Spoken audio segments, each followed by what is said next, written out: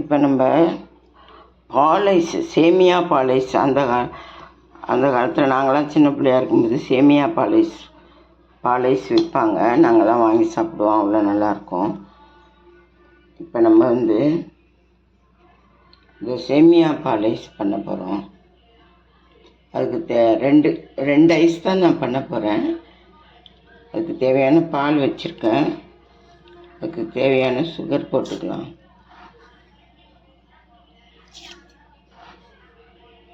மூணு spoon sugar போட்டிருக்கேன். அதுக்கு தேவையான சேமியா கொஞ்சோண்டு, சேமியா ஐஸ்க்கு 2 சேமியா போட்டிருக்கேன். இந்த இதை நல்லா சேமியா வெந்ததுக்கப்புறம் ஆற வச்சு நம்ம டம்ளரில் ஊற்றி ஃப்ரிட்ஜில் வைக்கணும்.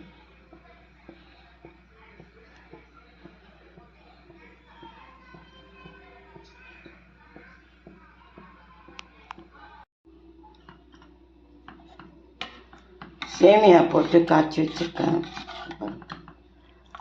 சுகர் போட்டு நல்லா காய்ச்சாச்சு. இதுக்கு கொஞ்சோண்டு ரோஸ் எசன்ஸ்,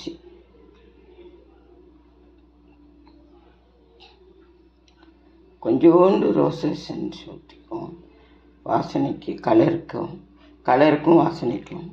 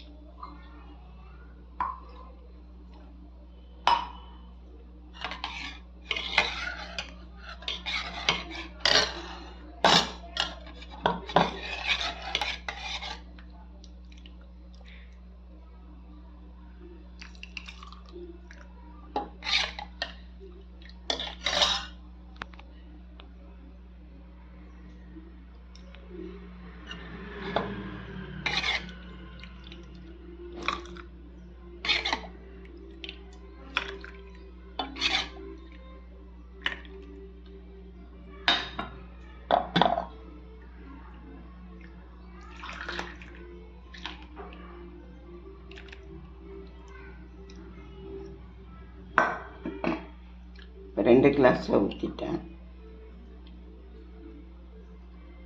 கொஞ்சம் எடுத்துடலாம்.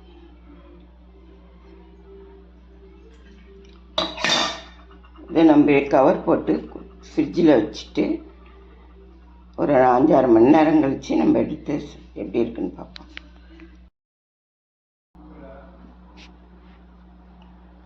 இப்போ நம்ம சேமியா பாலைஸ் வச்சு ஒரு 5 மணி நேரம் ஆயிடுச்சு.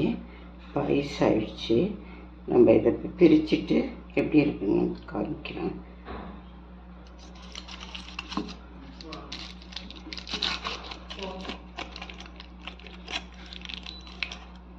ஐஸ் ஆயிடுச்சு.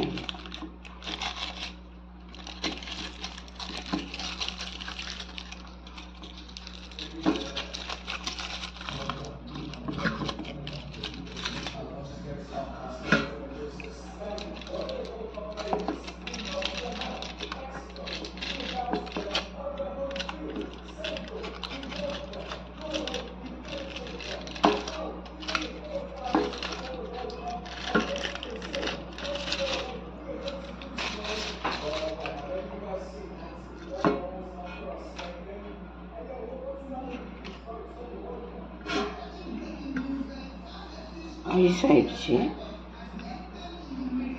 நம்ம இதை எடுத்துடலாம். கொஞ்சம் மெல்ட் ஆனதும் எடுத்துக்கலாம்.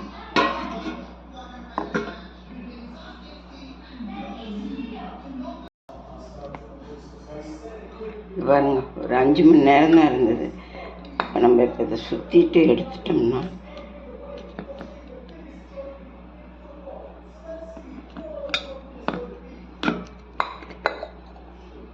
பாருங்க அழகா பாருங்க. அந்த காலத்து சேமியா பாலைஸ் சேமியா பாலைஸ். அந்த காலத்தில் பழைய காலத்தில் இப்படி தான் இருக்கும் சேமியா பாலைஸ். ஒரு 5 மணி நேரம் இருந்தது, ஒரு 4 மணி நேரம் இருந்திருக்கும்.